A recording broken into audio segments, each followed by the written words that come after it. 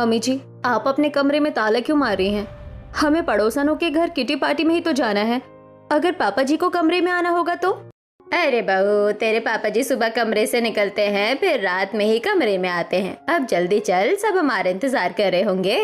Mummy जी, आपसे मिलने के लिए पड़ोसन है क्या कोई भी इंतजार करेगा? आखिर आप 58 साल की उम्र में भी इतनी जवान जो दिखती हो। लोग तो मुझसे आपके जवान दिखने का रहस्य पूछते हैं। बहू, तेरी बूढ़ी सास का जवान दिखने के पीछे का रहस्य तेरे हाथ के स्वादिष्ट खाने हैं। 58 की उम्र में 35 की जवान सास दिखने वाली भानुशाली के बाल पूरी तरह काले और चेहरे और शरीर पर झुर्रियों की जगह चमक होती है। वहीं गले में हरे रंग की मोतियों की एक माला चमक रही होती है। तभी भानुशाली अपने बंद कमरे का दरवाजा एक बार फिर सही से देखती है और अपने बहू के साथ अपने घर से निकल पड़ती है। और फिर कुछ देर में गायत्री और भानुशाली पड़ोस की किटी पार्टी में पहुंच जाती हैं। गायत्री बहू, तेरी जवान सास तो सबसे बड़ा रहस्य है। हम 50 की उम्र में ही 60-70 के लगने लगे हैं और तेरी सास तो 58 होकर भी इतनी जवान दिखती है।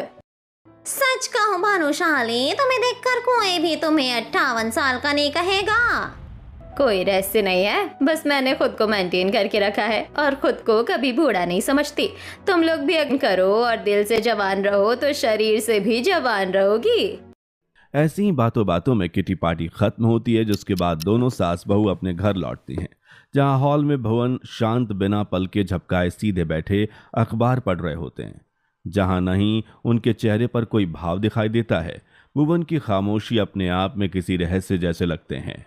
मम्मी जी, पापा जी आखिर हमेशा इतने गुमसुम और शांत क्यों रहते हैं? बहू, तेरे ससुर जी शुरू से ही सख्त मिजाज के हैं। इन्हें ज्यादा बोलना पसंद नहीं। खैर, तू इनसे पूछ ले कि आज खाने में क्या खाएंगे। मैं अपने कमरे में जा रही हूँ। इतना कहकर भानुशाली अपने कमरे का दरवाजा बस थोड़ा सा खोलकर तुरंत अंदर जाकर दरवाजा बंद कर लेती है।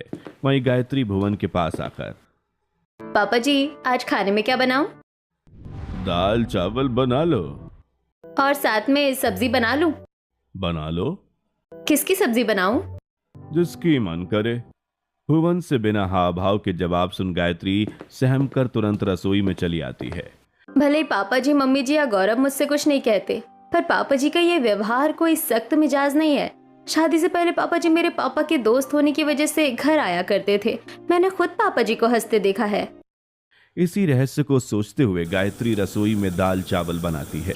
वहीं शाम के 6:30 बजे भानुशाली हमेशा की तरह सबसे पहले डाइनिंग टेबल पर खाना खाने बैठती है, जहां खाना न खाकर सिर्फ भानुशाली के साथ भुवन बिल्कुल शांत और सीधा डाइनिंग टेबल पर बैठा होता है। साथ में गौरव और गायत्री भी डाइनिंग टेबल पर बैठे होते हैं। अरे, जब तुम लोग खाना नहीं खा रहे हो तो मेरे साथ बैठने की क्या जरूरत है? मम्मी, ऑफिस से आने के बाद भी मैं अपने काम में ही लग जाऊं तो संडे के अलावा आपसे कभी ठीक से मिली। सुबह निकलते ही ऑफिस चला जाता हूं, शाम को लौटता हूं तो आप जल्दी खाना खाकर अपने कमरे में चली जाती हैं। इसलिए सोचता हूं कि कम से कम आपके साथ 2 पल बैठकर बात ही कर लूं। तू कितना भी व्यस्त रहे, फिर भी अपनी माँ के लिए समय निकाल ही लेता है। बस हमेशा खुश रहे, तरक्की कर और यूं ही मुस्कुराता रहे। आपकी दुआ हमेशा मेरे साथ रहे, बस मेरे लिए वही सबसे बड़ी दौलत है। अच्छा बेटा, मेरा खाना हो गया है, मैं अपने कमरे में जा रही हूँ। मम्मी जी, आप हमेशा इतनी जल्दी खाना खा लेती हैं। आप हमारे साथ आराम से रात में भी तो खाना खा सकती हैं। अरे बहू, तुम्हारी उम्र अलग है। हमारी उम्र में जल्दी खाना खा लेना अच्छा होता है। ऐसी आदतों की वजह से तो मैं जवान दिखती हूँ। मम्मी जी, तो फिर आप पापा जी को भी जल्दी खाना खाने क्यों नहीं कहती? बहू, मुझे जब भूख लगेगी तब मैं खाऊंगा। इतना कहकर भूख जैसे तो मैं जवान दिखती हूँ। मम्मी जी, तो फिर आप पापा जी को भी जल्दी खाना खाने क्यों नहीं कहती? बहू, मुझे जब भूख लगेगी तब मैं खाऊंगा। इतना कहकर भुवन डाइनिंग टेबल से उठकर सोफे पर जाकर बैठ जाता है। वहीं भानुशाली अपने कमरे के पास पहुंचती है और दरवाजा खोलकर अंदर चली जाती है। और बहू, मुझे जब भूख लगेगी तब मैं खाऊंगा। इतना कहकर भुवन डाइनिंग टेबल से उठकर सोफे पर जाकर बैठ जाता है। वहीं भानुशाली अपने कमरे के पास पहुंचती है और दरवाजा खोलकर अंदर चली जाती है और हमेशा की तरह तुरंत दरवाजा बंद कर लेती है। गौरव, तुमने बाहर देखा ना? मुझसे पापा जी का ये व्यवहार देखा नहीं जा रहा है। पापा पहले ऐसे नहीं थे, पर पता नहीं समय के साथ कब उनका व्यवहार इतना बदल गया। और शायद इतने समय से पापा को इस तरह देखते देखते मुझे आदत सी हो गई है। वैसे भी मेरा ज्यादातर समय ऑफिस में निकलता है, शायद इसलिए मुझे उनकी खामोशी का उतना एहसास नहीं होता जितना तुम्हें होता है। गौरव, पापा जी के ऐसे व्यवहार का कारण मैं ही हूँ। तुम मुझे डॉक्टर के पास ले चलो। इस साल चाहे कुछ भी हो जाए, मैं पापा जी की नाराजगी दूर करके रहूंगी। ठीक है, अगर तुम यही चाहती हो तो मैं किसी गायकोनोलॉजिस्ट से आज ही अपॉइंटमेंट ले लेता हूँ। जिसके बाद अगले दिन गौरव डॉक्टर नेहा से अपॉइंटमेंट लेकर गायत्री के साथ डॉक्टर नेहा के क्लिनिक पहुंचता है, जहां डॉक्टर गायत्री की बात सुनती है और उसे एग्जामिन करती है। गायत्री जी, आपकी रिपोर्ट मैंने कई बार देखी है। सच कहूँ तो आज तक मैंने ऐसा केस नहीं देखा। पिछले 5 सालों में हर बार आप प्रेग्नेंट हुई, लेकिन 8वें महीने तक पहुँचते पहुँचते गर्भ में बच्चा अचानक दिखाई देना बंद हो जाता है। मेडिकल साइंस में मुझे अब तक इसका कोई कारण नहीं मिला। डॉक्टर, क्या इस रहस्य का कोई इलाज है या वजह नहीं है? गौरव जी, मैंने बड़े बड़े डॉक्टरों की टीम से सलाह ली, मेडिकल रिसर्च देखी और अपनी किताबें तक दोबारा पढ़ी, लेकिन गर्भ धारण करने के 8 महीने तक ना पेट में किसी भी तरह की चोट, ना ही कोई स्ट्रेस, ना ही दवाइयों में गड़बड़ और ना ही गर्भपात। फिर भी पेट से बच्चे के गायब होने का कोई इलाज या वजह मुझे नहीं मिला। डॉक्टर, क्या इस साल हम दोबारा कोशिश कर सकते हैं? बिल्कुल कर सकते हैं। आप दोनों में किसी तरह की मेडिकल प्रॉब्लम नहीं है, उम्मीद मत छोड़िए। डॉक्टर नेहा से बात कर गौरव और गायत्री घर लौट आते हैं। ऐसे ही कुछ दिन बीतते हैं और एक रविवार की शाम पूरा परिवार हॉल में साथ बैठा होता है। पापा जी, आज रविवार है, शाम भी हो गई है। नाश्ते में समोसे बना लूं या पकौड़े बना लूं? मुझे नहीं पता गायत्री, समोसे बनाने में बहुत समय लगेगा, तुम पकौड़े ही बना लो, तब तक मैं एक ईमेल भेजकर आता हूँ। गायत्री रसोई में आकर गर्मा गर्म पकौड़े और चाय तैयार करती है और ट्रे में चाय और पकौड़े लेकर वापस हॉल में आकर सोफे पर बैठे भानुशाली और भुवन को चाय पकौड़े देती है। मम्मी जी, पापा जी, चाय पकौड़े कैसे हैं? अच्छे हैं। बहू, अभी तक गौरव नीचे नहीं उतरा है, उसे चाय पकौड़े कमरे में दे दे, वरना ठंडे हो जाएंगे। इतना सुनकर गायत्री पीछे मुड़ती है, तभी उसे चक्कर आ जाता है और वो सोफे से लड़खड़ाकर गिरने ही वाली होती है। तभी सीढ़ियों से उतर रहा गौरव दौड़कर गायत्री को गिरने से पहले संभाल लेता है। वहीं पास में बैठा भुवन बिना कोई हाव भाव बदले शांत बैठा रहता है। गायत्री, क्या हुआ? तुम ठीक हो? हाँ गौरव, अब मैं ठीक हूँ। मुझे चक्कर आने लगे थे, पर अब तुम मुझे छोड़ सकते हो। बहू, तुझे अचानक चक्कर क्यों आने लगे? मम्मी जी, क्योंकि खुशखबरी है, मैं प्रेग्नेंट हूँ। सच? भगवान इस बार मेरे बच्चे की रक्षा करना। भगवान का लाख लाख शुक्र है, मेरी बहू को एक बार फिर माँ बनने का मौका मिला है। और देखना बहू, इस बार तो माँ जरूर बनेगी। पूरे परिवार के चेहरे पर खुशी साफ दिखाई दे रही होती है, लेकिन भुवन पहले ही की तरह शांत बैठे होते हैं, जैसे कि घर में कुछ हो ही ना रहा हो। गौरव, पापा जी को तो देखो, पापा जी के चेहरे पर ना मुस्कान है ना कोई खुशी। क्या पापा जी ने हमारी बात सुनी नहीं? मुझे तो लगता है पापा को डॉक्टर की जरूरत है। अरे नहीं नहीं बच्चों, ऐसी कोई बात नहीं है, तुम्हारे पापा जी बहुत खुश हैं। ए जी, आप खुश हैं ना बहू के प्रेग्नेंट होने पर? हाँ हाँ, मैं बहुत खुश हूँ। बहू माँ बनने वाली है, अब मैं दादा और तुम दादी बनोगी। हमारा गौरव पिता बनेगा और एक पिता के लिए उसके बेटे के पिता बनने से बड़ी खुशी और क्या होगी। भुवन मुस्कुराते हुए अपने बेटे बहू को आशीर्वाद देता है और अगले ही पल खुशियों से भरा उसका चेहरा वापस बिना रंग और खुशबू के मुरझाए फूल की तरह होता है। मेरा अंदाजा बिल्कुल सही था। मेरा माँ नहीं बन पाना ही पापा जी के बदले हुए व्यवहार का कारण था। बस इस बार मैं माँ बन जाऊं, फिर पापा जी की ये हल्की मुस्कान हमेशा की मुस्कुराहट में बदल जाएगी और पापा जी पहले जैसे हो जाएंगे। गौरव बेटा, तू अब तक यहाँ खड़ा है, जल्दी जा मिठाइयाँ लेकर आ, मुझे पूरे पड़ोस का मुंह मीठा करवाना है। सबका आशीर्वाद मिलेगा तभी तो मेरी बहू माँ बन पाएगी। मम्मी जी, पिछले 5 सालों से हर बार मेरा बच्चा एक रहस्यमय तरीके से इस दुनिया में नहीं आ पाता है। इस बार मैं सोच रही थी क्यों ना मैं मायके चली जाऊं। क्यों बहू, तुझे मुझ पर भरोसा नहीं है? अरे मेरे सामने भी न जाने कितने बच्चों ने जन्म लिया है और पिछले 5 सालों में तेरे साथ जो भी होता आया है, उसके बाद मैं तुझे मायके तो क्या, पड़ोस की किसी औरत के पास भी नहीं जाने दे सकती। न जाने किसकी बुरी नजर लग जाए। इस बार मैं खुद तेरी और तेरे होने वाले बच्चे की पूरी देखभाल करूंगी। ठीक है मम्मी जी, जैसा आप कहें। हाल करूंगी। ठीक है मम्मी जी, जैसा आप कहें। वहीं गौरव मिठाई की दुकान पर पहुंचकर मिठाई लेकर वापस आता है और भानुशाली के साथ मिलकर पूरे पड़ोस में मिठाई बांटता है, जहां सभी लोग गायत्री और होने वाले बच्चे को ढेरों आशीर्वाद देते हैं। ऐसे ही 4 महीने बीतते हैं। गायत्री का पेट अब साफ दिखाई देने लगता है। भानुशाली अपनी बहू गायत्री का पूरा ध्यान रखते हुए घर के सारे काम खुद करती है। ऐसे ही आज भानुशाली घर के गंदे कपड़े धो रही होती है। मम्मी जी, धुले हुए कपड़ों को मैं बालकनी में फैला देती हूँ, काम जल्दी हो जाएगा। खबरदार बहू, जो एक भी कपड़ों की बाल्टी को हाथ लगाया, तू जाकर हॉल में बैठ, काम मैं कर लूंगी। इस हालत में तुझसे इतनी भारी बाल्टी थोड़ी उठवाऊंगी। अच्छा ठीक है मम्मी जी, मैं हॉल में ही चली जाती हूँ। लेकिन अब सब्जियाँ काटने से आप मुझे मना नहीं करेंगी? सब्जी तो मैं काटूंगी ही। बड़ी जिद्दी है तू। ठीक है, जा हॉल में बैठकर साग बांझ ले। जिसके बाद गायत्री हॉल में आती है तो दरवाजे के पास उल्टी पड़ी चप्पल देखते ही दरवाजे पर चली जाती है। तभी गायत्री की नज़र अपनी गर्भवती पड़ोसन प्रिया पर पड़ती है, जो अपने ससुराल के दरवाजे पर खड़ी होती है। वहीं उसकी सास उसकी नज़र उतार गले में भगवान का लॉकेट और एक खास रत्न वाला पत्थर पहना रही होती है। अच्छा हुआ मम्मी जी, आप मेरे लिए भगवान जी का लॉकेट और ये खास रतन वाला पत्थर ले आई। आजकल नज़र बहुत जल्दी लग जाती है, न जाने किसकी बुरी नज़र मेरे कोख में पल रहे बच्चे को लग जाए। प्रिया की बात बिल्कुल सही है। पहले के ज़माने में कुछ ही लोग बुरी नज़र लगाया करते थे, लेकिन आज के ज़माने में तो हर दूसरा इंसान एक दूसरे से जलता है।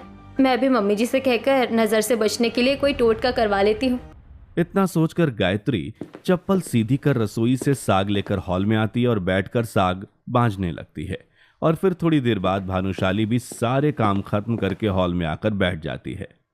पानी की टंकी की साफ सफाई भी हो गई, घर के सारे कमरे भी साफ हो गए, धुले हुए कपड़े भी प्रेस कर दिए, गंदे कपड़े भी धो दिए और झाड़ू पोछा तो सुबह ही हो गया था। सारे काम खत्म हो गए, अब सिर्फ खाना बनाना बाकी है। मम्मी जी, आप सिर्फ जवान दिखती ही नहीं है, बल्कि आप में जवानों जैसी ताकत भी है। इतना काम करने में तो मेरे पसीने छूट जाते हैं, लेकिन आपके चेहरे पर जरा भी थकान नहीं दिख रही। यही तो असली जवानी है।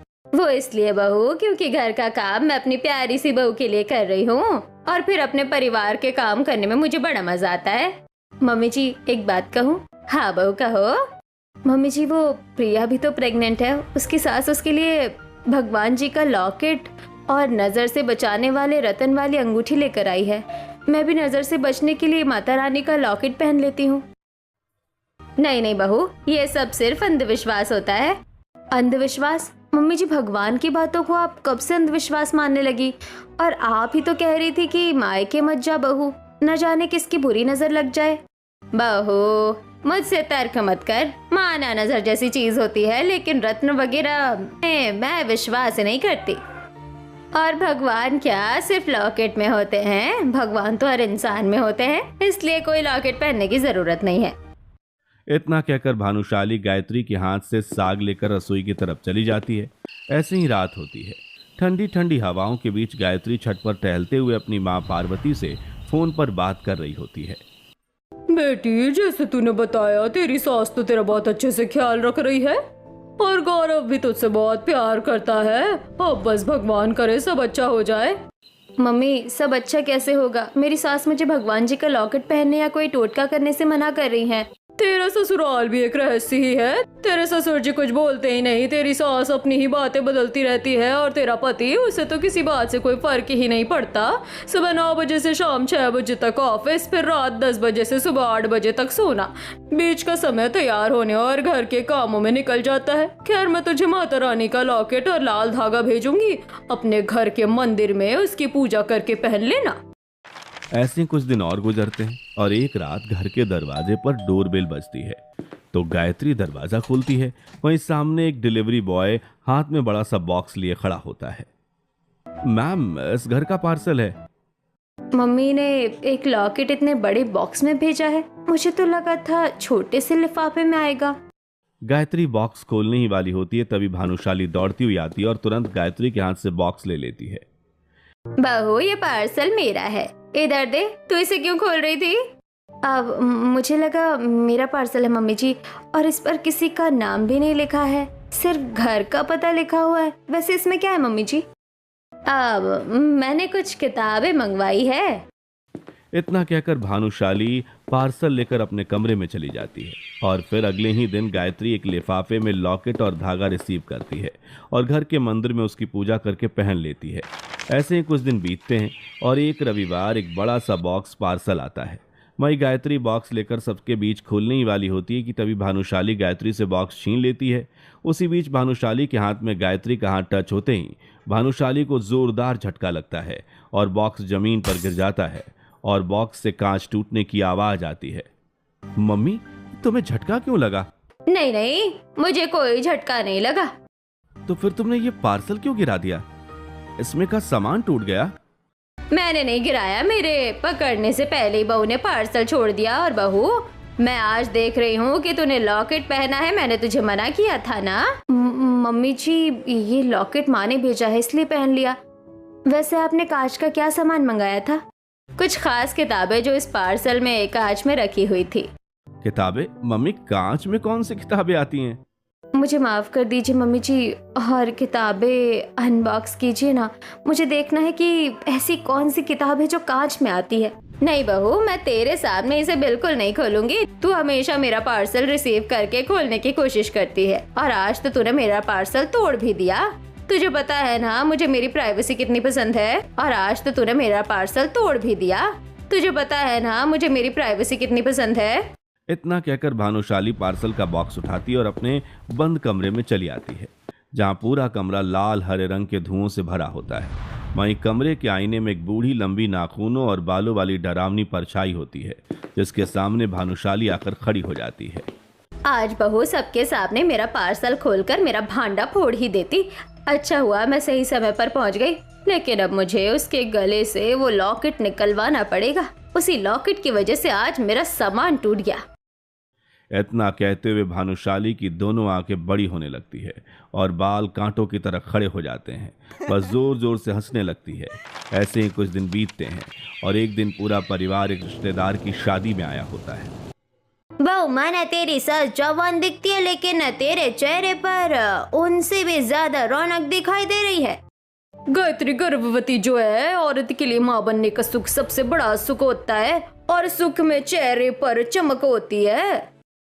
रिश्तेदारों के मुंह से अपनी बहू की तारीफ सुन भानुशाली के चेहरे पर नाराजगी साफ दिखाई देने लगती है। वहीं गायत्री भानुशाली के बदले हुए भाव को समझ जाती है। ऐसे ही एक दिन हॉल से गुजरते हुए गायत्री के पेट में अचानक दर्द शुरू हो जाता है। जहां पास में भानुशाली का बंद कमरा देख गायत्री भानुशाली के कमरे के पास पहुंचती है। बहू, तू मेरे कमरे का दरवाजा क्यों खोल रही है? मम्मी जी, अचानक मेरे पेट में बहुत तेज दर्द शुरू हो गया है, इसलिए सीढ़ियाँ चढ़कर अपने कमरे में जाने की जगह मैंने सोचा थोड़ी देर आपके कमरे में ही लेट जाऊं। बहू, मेरे कमरे में लेटने की जरूरत नहीं है। मैं तुझे सोफे पर बैठा देती हूँ, थोड़ी देर में आराम मिल जाएगा। मम्मी जी, आप हमेशा मेरा इतना ध्यान रखती है, लेकिन आज मेरे पेट में दर्द होने पर भी आप मुझे अपने कमरे में ना जाने देकर ऐसा झटका दिया है कि मैं तो अपने पेट का दर्द भूल ही गई हूँ। बहू, मुझे अपनी निजी जगह में किसी का आना पसंद नहीं है। ठीक है मम्मी जी, पर क्या आप अपना ग्राउंड फ्लोर का कमरा मुझे दे सकती हैं? वो बार बार सीढ़ियाँ चढ़ने उतरने में बहुत तकलीफ होती है और फिसलने का खतरा भी रहता है। आप मेरा ऊपर वाला कमरा ले लीजिए। नहीं बहू, मुझे इस कमरे की आदत हो गई है। भानुशाली का हर एक शब्द गायत्री को हैरान करने वाला होता है, जो जवान सास के बंद कमरे का रहस्य जानने के लिए गायत्री को और उत्सुक कर देता है।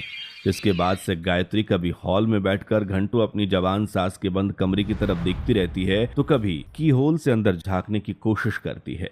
ऐसे ही एक दिन गायत्री अपनी जवान सास के बंद कमरे के बाहर कान लगाकर खड़ी होती है, जहां अंदर से दो लोगों के बात करने और हंसने मुस्कुराने की आवाजें आ रही होती है। अरे ये मम्मी जी बार बार छोड़ दो मुझे क्यों कह रही हैं? लगता है पापा जी रोमांटिक हो रहे हैं। शायद इन्हीं प्राइवेसी की वजह से मम्मी जी किसी को अपने कमरे में नहीं आने देती। गायत्री जैसे ही हॉल की तरफ बढ़ती है, तभी उसकी नजर दरवाजे पर खड़े भुवन पर पड़ती है। पापा जी यहाँ है, फिर बंद कमरे में मम्मी जी गायत्री जैसे ही हॉल की तरफ बढ़ती है, तभी उसकी नजर दरवाजे पर खड़े भुवन पर पड़ती है। पापा जी यहाँ है, फिर बंद कमरे में मम्मी जी छोड़ दो मुझे, ये सब किससे कह रही थी? ऐसे ही कुछ दिन बीतते हैं। एक रात करीब 2:30 बजे गायत्री पानी पीने अपने कमरे से बाहर निकलती है। तभी गायत्री की नजर घर के दरवाजे से बाहर जाती भानुशाली पर पड़ती है।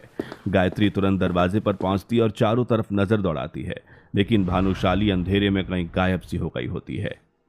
रात के 2:30 बजे इतने अंधेरे में मम्मी जी कहाँ गई होंगी, और वो भी अकेले। लगता है मम्मी जी से बात करनी पड़ेगी। रात बीतती है। अगले दिन गायत्री अपने कमरे में गौरव को सारी बात बताती है, जिसके बाद गौरव और गायत्री हॉल में बैठे भुवन और भानुशाली के पास आते हैं। मम्मी, कल रात 2:30 बजे आप अकेली घर से बाहर कहाँ गई थी? कोई सपना देखा क्या? मैं रात के 2:30 बजे बाहर क्यों जाऊंगी? मम्मी जी, मैंने अपनी आंखों से आपको घर से बाहर जाते देखा था। ए जी, आप बैठे बैठे बच्चों की बातें क्या सुन रहे हैं? इन्हें बताइए ना कि रात भर मैं आपके साथ कमरे में थी।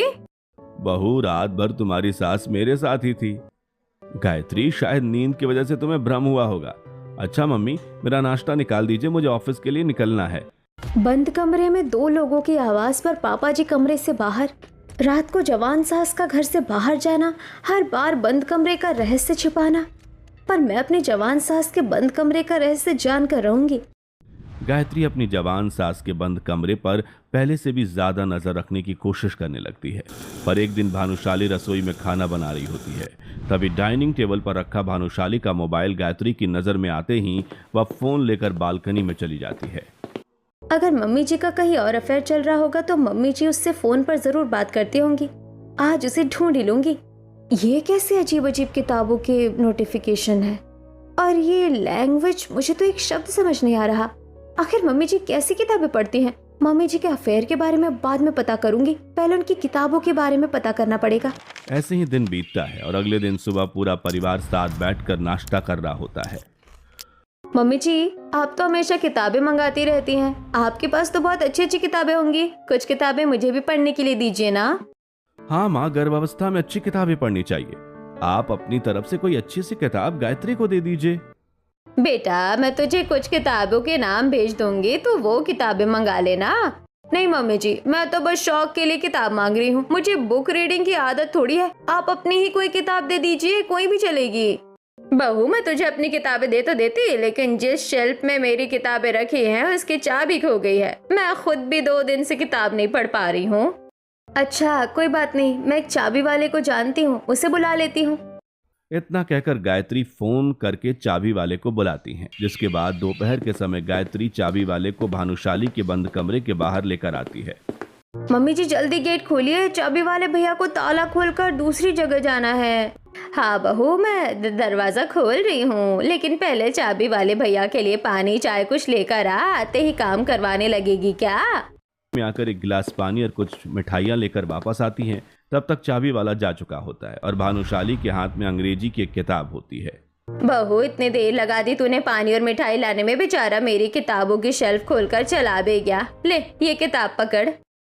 चाबी वाले को मैंने इसलिए बुलाया था ताकि वो मम्मी जी के कमरे में जाए और पीछे पीछे मैं भी अंदर जाकर जवान सास के बंद कमरे का रहस्य जान सकूं।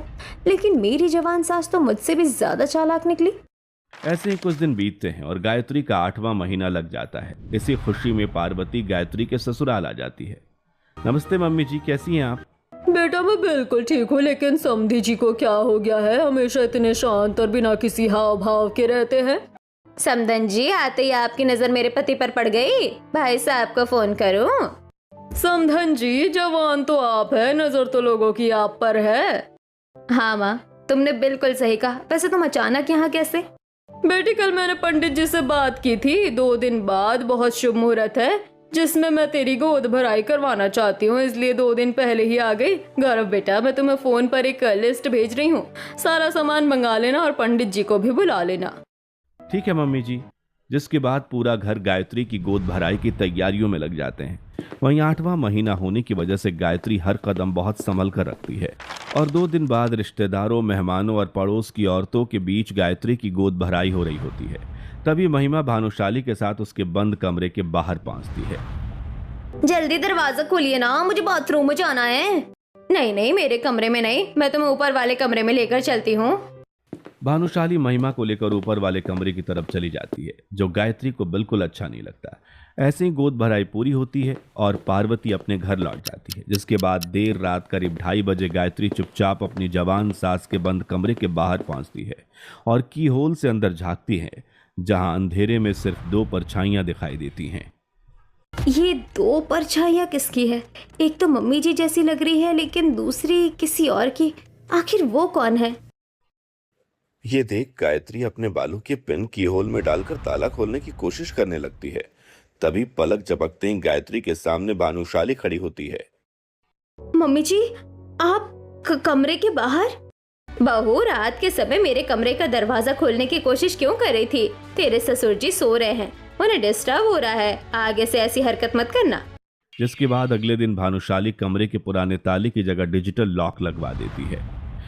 अच्छा, अब डिजिटल लॉक लग गया, क्योंकि ताला सिर्फ वही खोल सकता है जिसके पास चाबी हो, और चाबी तो सिर्फ मम्मी जी के पास होती है। पर डिजिटल लॉक तो पासवर्ड से खुलेगा, जो किसी के पास भी हो सकता है। जिसके बाद दोपहर के वक्त भानुशाली छत पर कपड़े सुखा रही होती है। तभी गायत्री चुपके से भानुशाली के कमरे के डिजिटल लॉक के कीपैड पर एक सेलो टेप चिपका देती है। जिसके थोड़ी देर बाद भानुशाली नीचे उतरकर कीपैड पर पासवर्ड डालकर अपने कमरे के अंदर चली जाती है। वही गायत्री धीरे से कीपैड पर लगा सेलो टेप निकालकर सेलो टेप पर बने उंगली के निशान देखकर पासवर्ड पता कर लेती है। जिसके बाद रात को भुवन गायत्री के कमरे में आता है और सोई हुई गायत्री के गले से माता रानी का लॉकेट निकालकर चुपचाप कमरे से बाहर चला जाता है। तभी भानुशाली के आईने में दिखने वाली बूढ़ी डरावनी औरत कमरे में आती है और गायत्री के पेट पर धीरे धीरे हाथ फेर कर कमरे से बाहर निकल जाती है। मेरे पेट में अचानक इतना तेज दर्द क्यों होने लगा? और अभी मेरे कमरे से कोई बाहर निकला क्या? गायत्री पेट पकड़कर तुरंत कमरे से बाहर निकलती है। तभी उसकी नजर उसी डरावनी बूढ़ी औरत पर पड़ती है जो भानुशाली के कमरे के दरवाजे को खोले बिना ही उसके आर पार होती है। ये देखते ही गायत्री बेहोश होकर जमीन पर गिर पड़ती है। जिसके बाद गायत्री को अस्पताल में होश आता है, जहां उसका बाहर निकल चुका पेट पिचका होता है। डॉक्टर, मेरा बच्चा कहाँ है? कैसा है मेरा बच्चा? आई एम सॉरी, हमने अल्ट्रासाउंड किया, लेकिन हमेशा की तरह इस बार भी हमें बच्चे का कोई अवशेष नहीं मिला। हे भगवान, वो चुड़ैल मेरे बच्चे को लेकर चली गई। किस चुड़ैल की बात कर रही हो तुम? रात में अचानक मेरे पेट में बहुत तेज दर्द शुरू हुआ। तभी मुझे लगा कि एक डरावनी लंबे बालों वाली औरत मेरे कमरे से बाहर निकली। मैं उसके पीछे गई तो वो मम्मी जी के कमरे के दरवाजे को खोले बिना ही आर पार चली गई। उसके बाद मुझे कुछ याद नहीं, वही मेरे बच्चे को ले गई है। बहू, तुझे कोई गलत फहमी हुई है। भला मेरे कमरे में कोई चुड़ैल क्यों आएगी, वो भी तेरा बच्चा लेकर? गायत्री ऐसे समय में दिमाग कई डरावनी बातें सोचता है और उसे सच मान लेता है।